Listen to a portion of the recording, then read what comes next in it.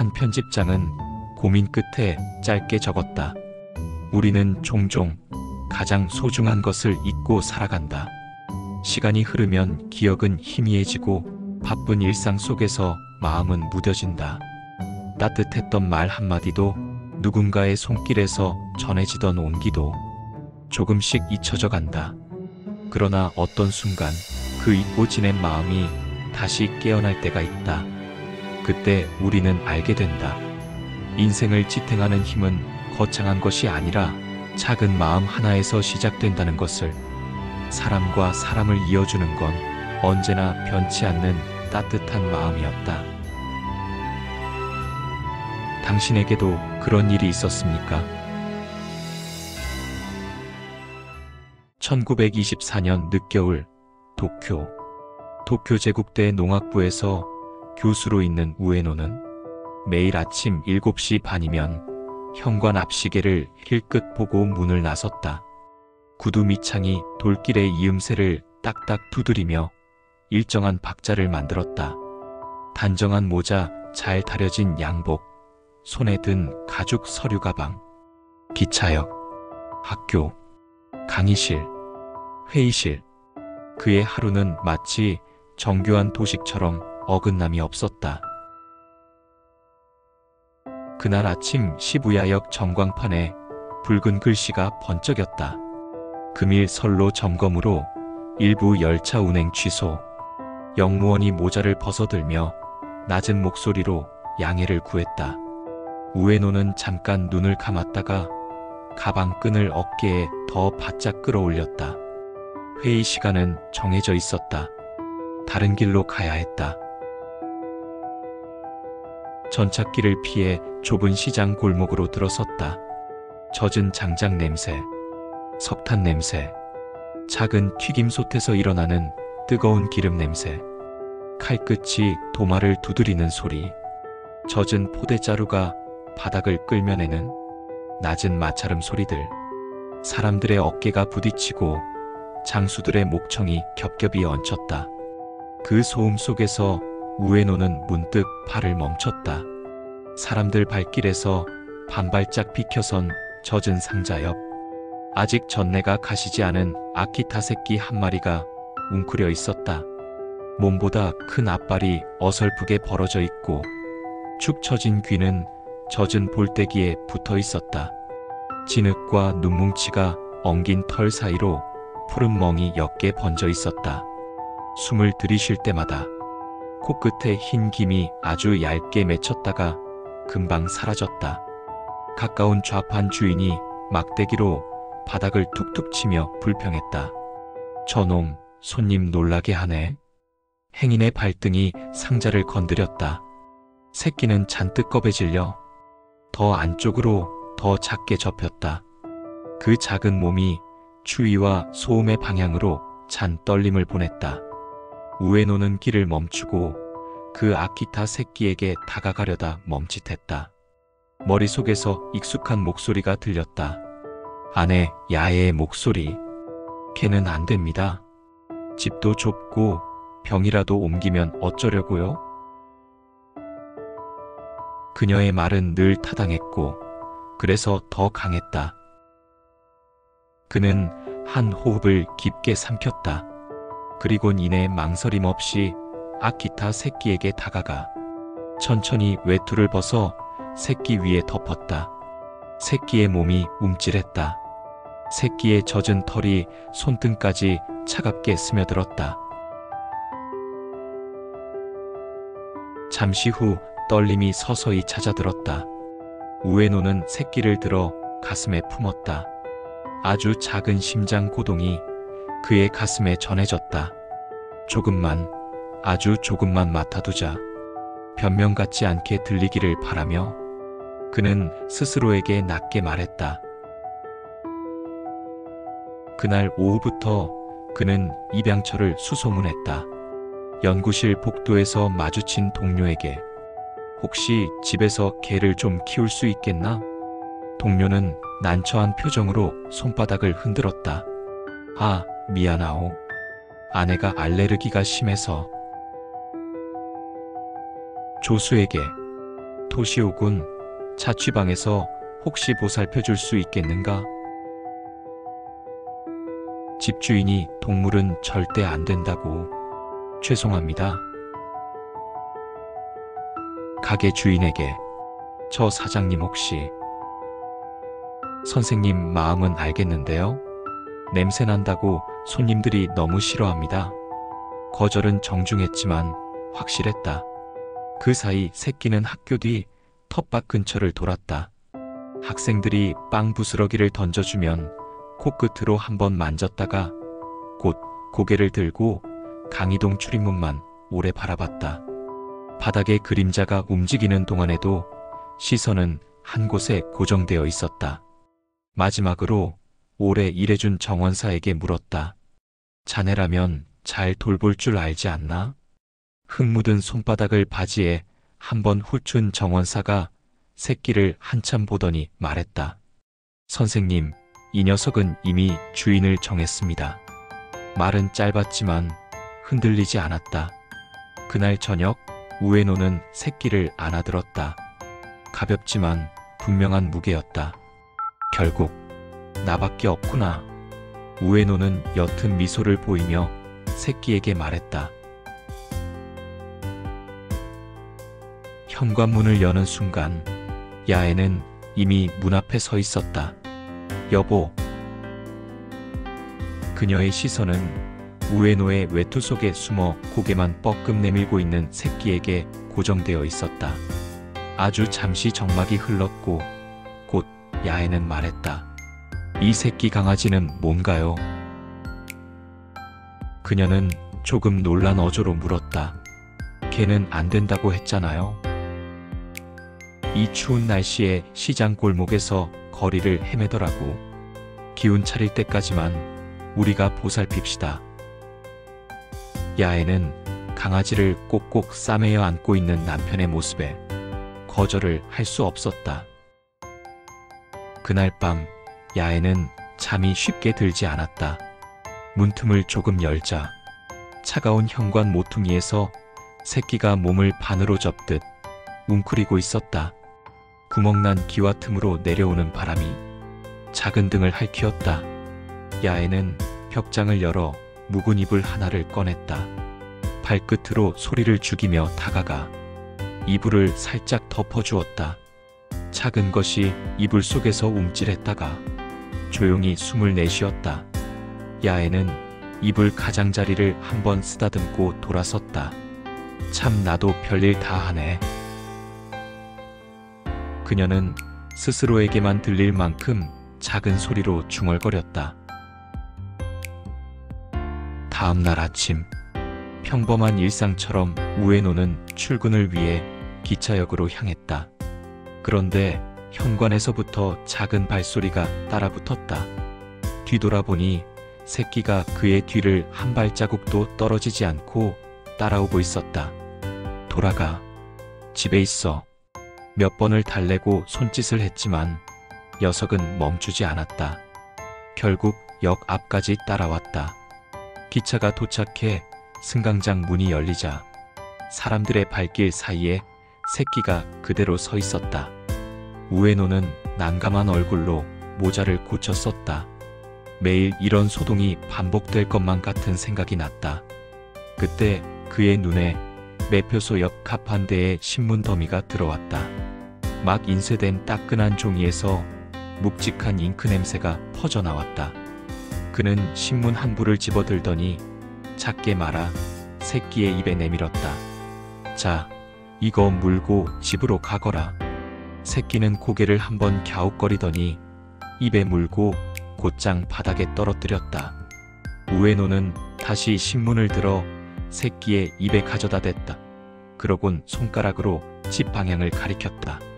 하지만 새끼는 알아듣지 못했고 그저 한 가지 놀이인 것 마냥 연신 꼬리를 흔들며 밝은 표정을 보였다.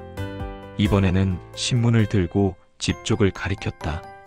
그러곤 다시 조심스레 입에 가져다 댔다. 새끼는 잠시 꼬리를 흔들다 멈추더니 마치 무언가를 깊이 생각하는 것처럼 서 있었다. 그러더니 이내 신문을 입에 물고 곧장 기차역을 빠져나갔다. 우에노는 흐뭇한 기분이 들었지만 한편으론 녀석이 길을 잃지 않을까 하는 생각이 들었다. 하지만 우에노는 왠지 이 녀석을 믿어보고 싶었고 기차역 플랫폼 입구를 한번 쳐다보곤 이내 기차에 올라탔다. 그날 저녁 현관 앞에 젖은 신문이 놓여 있었다. 그리고 그 옆엔 작은 발자국 두 줄이 희미하게 찍혀 있었다. 현관 앞에서 구겨진 신문을 주워들며 야에는 말했다. 이름부터 지어야겠네요. 우에노가 고개를 들었다. 뭐라고? 우리 집은 8이라는 숫자에 늘 복이 있었죠. 하치. 그게 좋겠어요. 그녀는 하치가 가져온 모서리 씹힌 신문을 펴며 덧붙였다. 이 녀석. 매일 신문은 네 책임이야. 이름이 생기자 생활의 결도 달라졌다. 아침이면 하치는 우에노의 발 뒤꿈치 옆을 작은 보폭으로 따랐다. 가끔은 우에노를 조금 앞질러 뛰어가 우에노를 보며 꼬리를 흔들고 기다리곤 했다. 역으로 가는 길에 항상 만나는 주민들과 상인들은 이런 하치에게 밝은 미소로 인사했다. 우에노는 늘 같은 자리에서 모자를 고쳤었고 하치의 머리를 한번 쓸어주었다. 그러곤 매번 그러했듯 신문 한 부를 싸서 하치에게 물려주었다. 이제 돌아가렴. 하치는 신문을 물고 천천히 되돌았다. 현관 앞에 내려놓고 야에가 문을 열 때까지 잠깐 앉아 있었다. 야에는 신문을 받아들며 항상 같은 말로 답했다. 수고했어, 하치. 그 말은 매일 아주 조금 더 따뜻해졌다. 저녁이면 다시 여기였다. 문이 열리고 사람들이 쏟아져 나왔다. 하치는 다른 발자국 소리에 휩쓸리지 않았다. 우에노의 걸음만 들었다. 멀리서 그가 보이면 꼬리끝이 한번 흔들렸다. 우에노가 가까워 오면 하치는 한 걸음 나아갔다. 그 사이의 공기에는 늘 같은 안도의 따뜻한 온기가 있었다. 계절이 돌았다. 봄에는 벚꽃이 하치의 등 위로 흘러내려 하얀 털 사이에 분홍색 얼룩을 남겼다. 여름에는 장맛비가 가슴털을 무겁게 만들었고 하치는 신문을 더 깊숙이 물었다. 가을에는 마른 잎이 발바닥에 달라붙어 가끔 걸음을 멈추게 했다.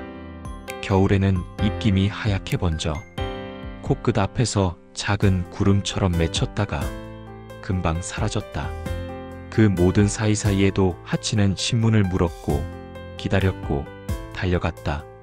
특별하지 않아서 특별한 것. 동네 사람들은 그 모습을 오늘도라고 불렀다.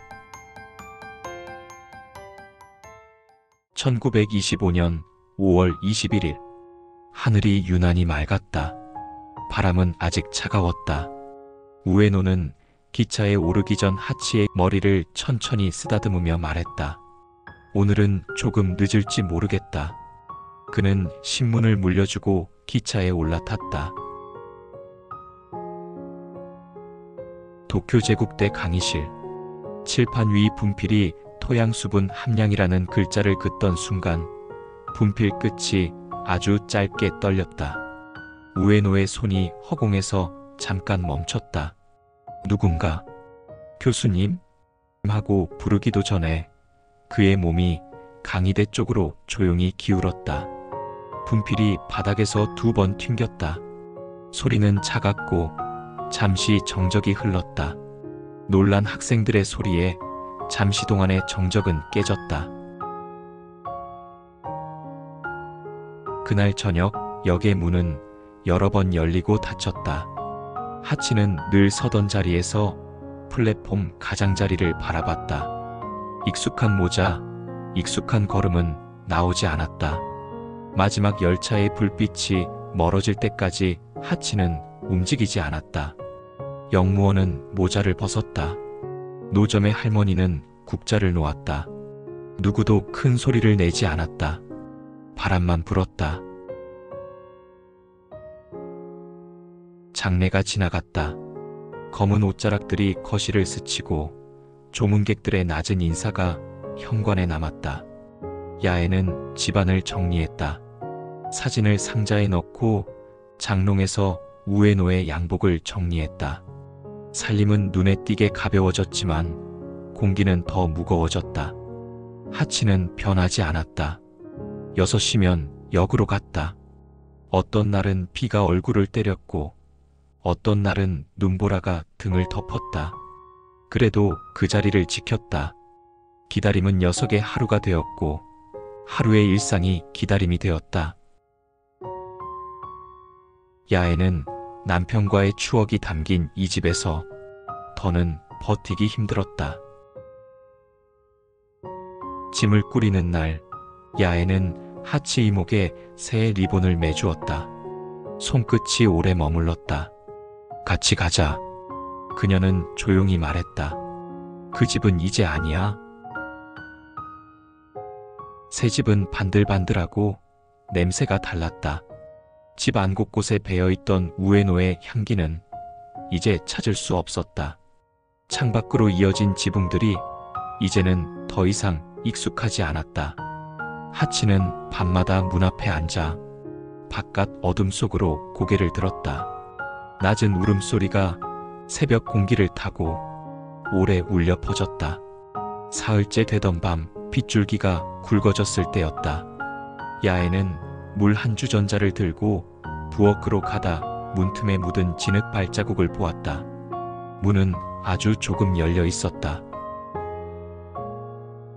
아침에 야애는 골목을 돌고 변두리를 돌았다. 누구에게든 물었다. 하얀 줄무늬 목줄을 한 아키타를 보았느냐고. 한 소년이 길모퉁이에서 손가락으로 먼 언덕을 가리켰다. 좀 전에 목줄을 한 그 개가 저리로 갔어요. 야애는 그 길을 따라가며 하치가 어디로 갔는지 이내 알 수 있었다. 예전 집이었다. 오래 비워둔 집의 대문이 녹슨 경첩에 매달려 약하게 흔들렸다. 문틈 사이로 보이는 현관턱에는 어제 날짜의 신문 한 부가 축축하게 젖어 있었다. 그날부터 하치는 옛집에 머물렀다. 아침이면 역으로 가 사람들이 보다 버린 신문을 물고 집으로 돌아와 집안 현관에 내려놓았다. 저녁에는 역에서 문이 열릴 때마다 고개를 들어 그 방향을 바라봤다. 돌아오지 않는 걸음을 기다리는 일은 하루를 채우기에도 모자랐다. 문지방 앞에는 하루에 한 부씩 신문이 쌓였다. 비에 젖은 종이는 마르면 구겨졌고 가장자리는 햇볕에 누렇게 탔다. 방 안은 잉크 냄새와 오래된 햇빛 냄새로 가득해졌다. 종이 더미 사이로 바람이 스치면 바스락거리는 소리가 아주 작은 숨소리처럼 들렸다. 사람들은 하치를 알고 있었다. 가게 주인은 남은 생선을 잘게 잘라 문지방 옆에 살짝 놓았다. 아이들은 담벼락 뒤에서 고개만 내밀었다. 역무원은 저녁마다 창문을 닫기 전에 플랫폼을 한 번 더 후쳤다. 누구도 시끄럽게 말하지 않았다. 그 기다림이 말보다 깊다는 걸 모두 알았다. 해가 몇 해 바뀌는 사이 하치의 눈가에는 희끗한 가루가 내려앉은 듯했다. 발걸음은 느려졌고 역으로 가는 길목에서 한 번씩 멈추어 숨을 고르는 일이 잦아졌다. 신문을 무는 이가 약해져 종이가 바닥에 떨어지는 날이 많아졌다. 그럴 때면 지나가던 누군가가 조심스레 종이 끝을 들어 녀석의 입에 다시 물려주었다. 아무도 그에게 잘했다고 말하지 않았다. 그저 길을 비켜주고 종이를 건네주고 바람을 막아주었다. 1935년 3월 유독 매서운 바람과 추위가 찾아온 어느 날이었다. 하치는 그날도 역에서 돌아와 신문을 현관 앞에 내려놓았다. 방 안으로 들어가 종이 더미 사이 바람이 덜 드는 곳에 몸을 말고 누웠다. 발끝이 종이 모서리를 가볍게 건들자 종이가 짧게 울었다. 하치는 눈을 천천히 감았고 녀석의 숨소리가 점점 약해져만 갔다. 잠깐의 정적 뒤에 먼 기차 소리와 종이의 바스락거림만이 겹쳐 들렸다. 더 이상 하치의 숨소리는 들리지 않았다. 사흘 뒤 옛 동네 철물점 주인이 야해의 집 대문을 두드렸다. 그는 모자를 벗고 머뭇거렸다. 말은 짧았다. 부인, 그 집에 가보시는 게 좋겠습니다. 야해는 말없이 겉옷을 걸치고 따라 나섰다. 길은 한때 자신이 수없이 닦아놓았던 길이었고 지금은 낯선 발자국이 더 많은 길이었다. 대문은 닫히지 않은 채 살짝 기울어 있었다. 야해는 한 손으로 밀었다. 오래된 바람 같은 소리가 났다. 현관을 지나 방으로 들어서자 그녀는 그 자리에서 멈췄다. 신문이 산처럼 쌓여 있었다. 어떤 것은 빗물에 젖어 물결처럼 굴곡이 생겼고 어떤 것은 햇볕에 발에 가장자리가 누렇게 탔다. 그 앞에 하치가 눈을 감은 채 조용히 엎드려 있었다. 야해는 무릎을 꿇었다. 손바닥으로 차가운 바닥을 짚었다. 하치의 머리 위에 손을 올렸다. 체온은 이미 사라져 있었다. 그러나 그 자리에는 다른 열이 남아 있었다. 수년 동안 매일같이 쌓아 올린 종이 온기, 시간이 온기, 반복의 온기.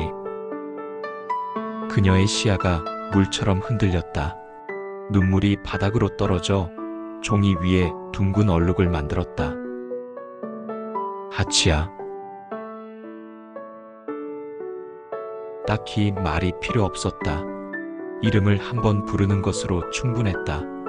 그 한 번에 모든 말이 들어 있었다. 미안하다는 말, 고맙다는 말, 사랑한다는 말, 그리고 안녕이라는 말까지.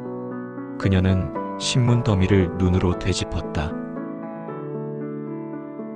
문지방 옆에 한 겹, 그 옆에 또 한 겹, 현관을 지나 방 안 깊숙이까지 이어진 종이의 길. 아침마다 역에서부터 여기까지 이어진 길. 그 길 위에 하치가 누워 있었다. 마치 마지막까지 길을 잇는 듯이. 소식은 오래 걸리지 않았다. 며칠 뒤 신문은 이렇게 전했다. 시부야에게 주인을 기다리다. 기차 안에서, 공장 휴게실에서, 학교 교정에서도 사람들은 모두 그 기사를 읽었다. 누군가는 모자를 벗었고 누군가는 사랑하는 사람들을 떠올렸다. 복잡한 도시의 하루 한가운데 아주 단순한 이야기 하나가 조용히 자리를 차지했다. 한 편집장은 고민 끝에 짧게 적었다. 우리는 종종 가장 소중한 것을 잊고 살아간다. 시간이 흐르면 기억은 흐려지고 바쁜 일상 속에서 마음은 무뎌진다. 그러나 하치는 잊지 않았다. 한 번 품은 마음을 끝까지 간직했고 그 기억 하나로 생을 마감했다. 그의 기다림은 우리에게 조용히 묻는다. 당신은 무엇을 끝까지 지키고 있습니까? 1935년 3월 하치의 죽음을 전한 신문은 단순한 기사 그 이상이었다. 기자는 이렇게 썼다. 우리는 잊고 살아간다. 그러나 한 마리 개는 단 하나의 마음을 끝까지 지켰다. 그 글은 많은 사람들의 가슴을 울렸다. 그리고 그 순간 누군가 조용히 말했다. 하치를 위해 동상을 세우자. 그 말은 곧 퍼져나갔다. 도시 곳곳에서 공감의 물결이 일어났다. 누구도 부정하지 않았다. 하치의 충직한 마음은 기념되어야 한다고. 그리하여 사람들의 뜻이 모였다. 시부야역 앞에 하치의 동상을 세우자는 움직임이 시작되었다. 사람들의 기부가 시작되었다. 돈의 많고 적음은 중요하지 않았고 모두가 하치의 마음을 기리고 싶어 했다. 그 정성은 조각가 안도 데이코에게 전달되었다. 그는 돌 위에 충직한 개의 모습을 새겨나갔다. 1934년 봄 시부야역 앞 동상이 마침내 세워졌다. 제막식 날 사람들은 숨을 죽였다. 그리고 그 자리에 하치가 있었다. 작은 몸, 그러나 누구보다 큰 마음을 지닌 게. 사람들은 눈시울을 붉히며 그 모습을 오래도록 바라보았다. 야에도 사람들 뒤쪽에 서서 동상을 오래 바라봤다. 야에는 동상을 바라보며 말할 수 없는 감정에 가슴이 메어왔다. 남편을 잃은 뒤 그 곁을 지켜온 하치마저 이제는 세상에 없었다. 야에는 동상을 바라보며 말할 수 없는 슬픔과 감사가 교차했다. 돌로 새겨진 하치의 눈빛은 여전히 주인을 기다리고 있었다. 그 변치 않는 모습 앞에서 야에는 두 손을 모았다. 사람들은 눈시울을 붉혔다. 그리고 야에는 알았다. 하치의 기다림은 이제 한 사람의 이야기가 아니라 모두의 마음에 남은 이야기라는 것을. 그리고 야에는 조용히 눈을 감았다. 그 순간 잃어버린 세월이 조금은 따뜻하게 채워지는 듯했다. 천천히 감은 눈을 뜨며 야에는 생각했다. 이제 매일 네가 있구나. 그녀의 말은 바람에 묻혀 흩어졌지만 동상의 귀는 늘 그 자리에 있으므로 들었을 것이다. 그 후로도 시부야역 앞은 수많은 발자국이 교차하는 곳이 되었다. 군인들은 전쟁터로 떠나며 마지막 인사를 손끝에 실었고 학생들은 웃으며 도시락을 나누었으며 노동자들은 하루의 땀을 털어내듯 모자를 벗어 서로를 맞이했다. 연인들은 시계를 보며 서로의 발걸음을 기다렸다. 그 모든 기다림의 중심에는 변하지 않는 기다림이 있었다. 세월이 흘러도 하치는 늘 같은 자리에 앉아 있었다. 언제나 한 방향, 오직 한 사람만을 향한 하치의 기다림이었다. 시간이 흐른 어느 날, 시부야역 앞 벤치에 한 소녀와 할머니가 나란히 앉아 있었다. 할머니, 저 개는 왜 유명해요? 소녀는 하치 동상을 가리키며 할머니에게 물었다. 벤치에 앉은 노부인은 잠시 동상을 바라본 뒤 조용히 말했다. 세상에서 가장 소중한 사람을 오랫동안 기다렸거든. 소녀가 다시 물었다. 얼마나 오래요? 노부인은 고개를 아주 천천히 끄덕였다. 사람이 살 만큼 오래? 세월은 더 흘렀고 비와 눈이 덮어도 사람들의 기억은 그 동상을 다시 빛나게 했다. 도시의 소음은 더 복잡해졌고 역의 문은 더 자주 열리고 닫혔다. 그럼에도 동상 앞에서 잠깐 멈추는 사람들의 표정은 크게 달라지지 않았다. 누군가는 휴대전화를 주머니에 넣고 누군가는 손에 든 가방을 바닥에 내려놓고 아주 짧은 침묵을 동상과 나눴다. 각자의 마음속 한 사람을 생각하며 어떤 이야기는 설명을 거부한다. 하치의 이야기가 그렇다. 그는 아무 말도 하지 않았다. 다만 날마다 같은 시간에 그 자리에 서 있었다. 문이 열리고 사랑하는 이가 나오는 순간만을 기다리며 돌아오는 발걸음을 끝내보지 못한 날에도 다음날 같은 시간에 다시 그 자리에 있었다.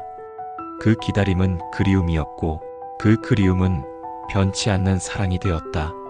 사람들은 그 앞에서 생각했다. 우리는 무엇을 잊고 살았는가? 우리는 누구를 끝까지 사랑할 수 있는가? 저녁 햇살이 광장을 비스듬히 스쳤다. 동상의 그림자가 플랫폼 쪽으로 길게 뻗어 있었다. 한때 시장 골목에서 떨고 있던 작은 새끼가 한 도시의 시간을 비추는 조용한 그림자가 되었다. 어느 날 동상 앞에 누군가 조용히 신문 한 부를 놓고 갔다. 바람이 첫 장을 살짝 넘겼고 종이는 아주 짧게 울었다. 종이 울림은 오래전 어느 방에 쌓여있던 그 바스락거림과 닮아 있었다.